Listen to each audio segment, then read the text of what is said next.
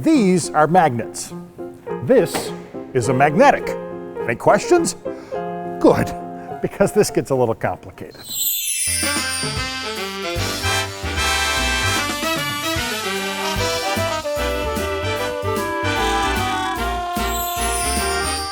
A world of wonder, where fantastical music machines provide the soundtrack for a tantalizing stroll through history. Vintage automobiles and memorabilia stimulate the senses around every chromed curve and corner.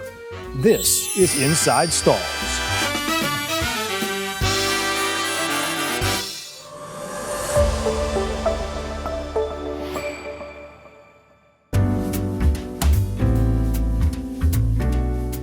If you happen to be pals with old Tommy Edison, chances are you had a good idea or two. The idea former Edison employee Justice Enns is most famous for happens to reside inside this 1916 Owen Magnetic. In the late 1800s, Enns began experimenting with an electromagnetic transmission that worked without a direct connection from the engine to the drive shaft. Brothers Ralph and Raymond Owen got wind of this and enticed Enns to bring his technology to their new car company. I suppose now is the time you want me to explain how that worked. Unlike those nerds Edison and Enns, these lights are on, but nobody's home. No, the lights are on, but nobody... Okay, I'll give it a shot. Instead of a flywheel, a generator and a horseshoe-shaped magnet were attached to the rear of the engine's crankshaft.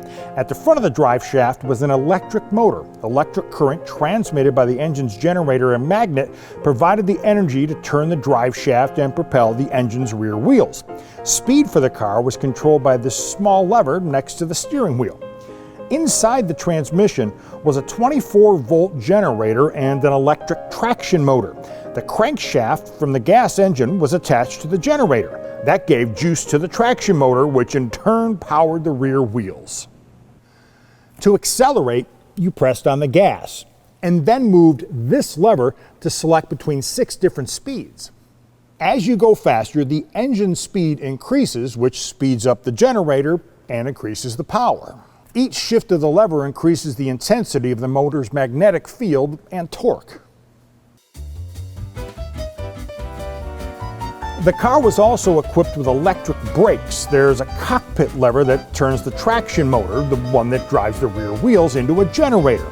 So to slow down, you move the lever, and the resistance provided by the motor slows the car and charges the batteries.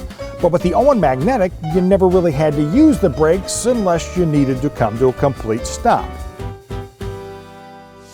Known as the car of 1,000 speeds, it didn't get its reputation for being overly complex and one of the most technically sophisticated cars of its time for nothing. But in a world of manual drive cars, the Owen Magnetic was one of the first fully automatic automobiles. And it was a precursor to today's hybrids. Yeah, they've been doing this stuff since the early 1900s. Was the Owen ahead of its time? Yes, but it also very much fit in with the times. The automobile was still in its infant stages, and it was kind of the Wild West when it came to manufacturing rules and regulations. So the environment was rich for experimentation, and the Magnetic was at the head of its field in that regard. We've covered the levers and magnetics, but what about the nuts and bolts? Underneath the hood was a 303 cubic inch 6-cylinder motor topped with a single carburetor. It featured semi-elliptical springs in the front and rear, and because it didn't have a gearbox, it was much quieter than most of the cars on the road. But due to its distinctive V-shaped radiator, you could definitely see it coming. With Baker Motors manufacturing the car and Rauch and Lang doing the coach work, about 250 cars were originally produced. Production started in New York, but moved to Cleveland and eventually Wilkes-Barre, Pennsylvania, all in the span of 5 years. The constant moving, the manufacturing partners, and the Owens technology made for one expensive car. A top-of-the-line Magnetic sold for around $6,000. Today, that would set you back $175,000.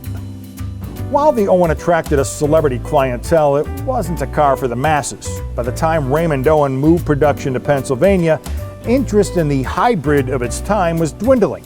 An order to build 500 cars to be sold in London never materialized, And by 1920, the Owen Magnetic had completely lost its connection with the automotive market.